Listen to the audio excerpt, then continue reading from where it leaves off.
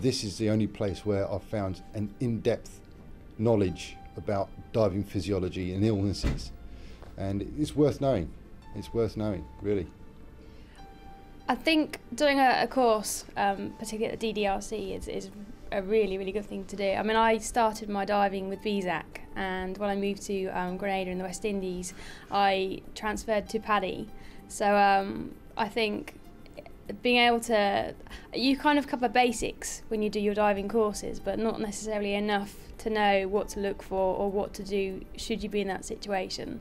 So it's quite reassuring to know that if I came across something with my diving buddies or my diving club, that if something happened, I think I'd be able to deal with it now and know what to do.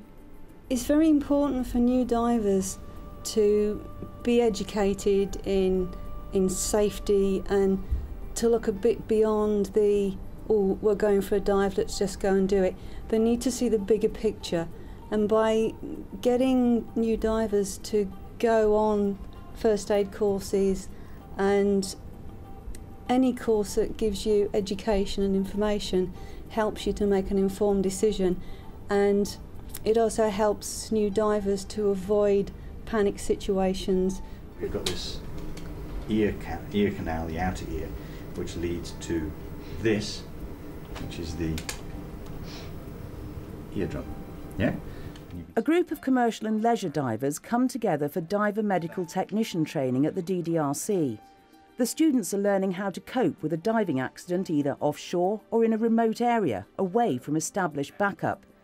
It's one of a wide range of specialist courses on offer here.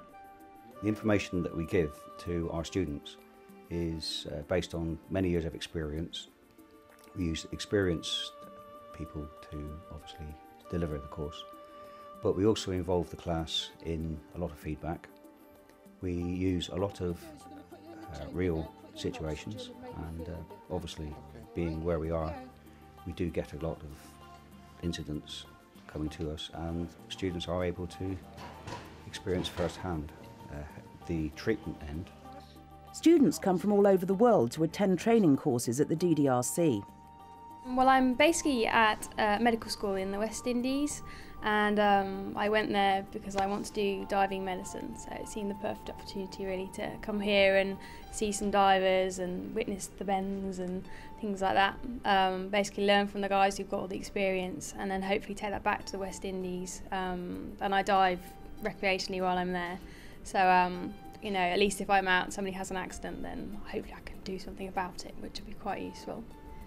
And on this side, pull your heel towards your bottom, pull in and relax. Okay. When I was on the bed, they were checking strength, which is part of it. If you've got a decompression illness, your strength will go. It depends where your injury is. So they're checking from top to bottom your strength, from your feet up to your head. And it will reflect somewhere down the body where your injury will be. At this point, I ask people to squeeze my fingers, but in your case, I'll say squeeze them gently. A bit more. That's good. Down. If we're talking to newly qualified divers, generally the question comes up as to why should I do this training? And my answer to that normally is twofold. The first is that if you are comfortable with how to deal with an accident or an injury, then you're going to be much better prepared for anything that might happen. And secondly, and probably for them the most important thing, is if they've got the correct qualifications, they're more likely to get a job.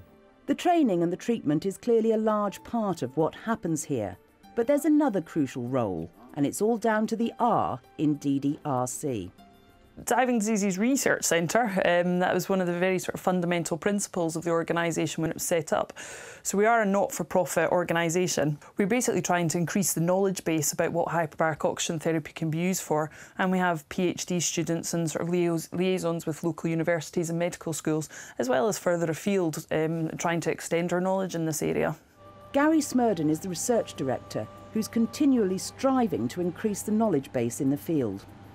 What we're finding from the research, and other people are also finding, is that different treatment pressures can affect different things within cells.